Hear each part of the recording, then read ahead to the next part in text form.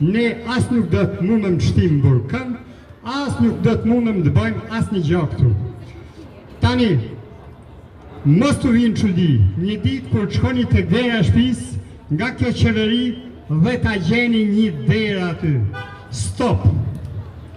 Pra të shitet edhe toka juj, të shitet edhe shtëpia juj, të shitet edhe gjithë shka mbi këtë tokë.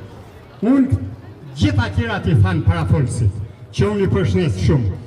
Unë bëj çudi tek shqiptarë që janë, tek shoqata, tek artistat, tek gjithë shka. Çfarë po presim? Edhe sa duhet të rrinë që ata të pinë kafe dhe punë të rregullohen.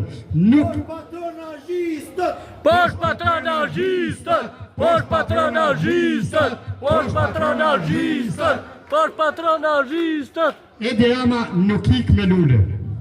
Edi Rama ikun është. Britania Madhe, Europa, Amerika, Parlamenti Evropian, gjithë se kush po e thot fjallën për ne. Vetëm ne hala s'kemi arrit që të dalim gjithë dhe ta thomi fjallën për vete. Pra, këtu është gabim për mendimin tim. Tani, rasti i fundit që Edi Rama 80 hektar tokë ja kishte dhënë atij artistit turk. Ertugrul, Po, dhe imagjino Osmani, bravo, Osmani.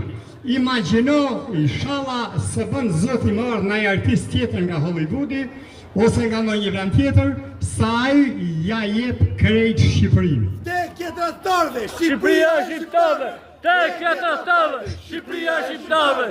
Tekja tradhtarëve! Shqipëria shqiptarëve! Kështu që unë edhe një herë po i bëj thirrje Komunitetit Shqiptar, atyre organizatave që ju lutem shumë, bashkan gjithnu sepse ne armën më të fortë kemi fjallën. Ju përshëndes dhe besoj që dillën tjetër ose radhën tjetër që të ketë, do t'jemi shumë e më shumë.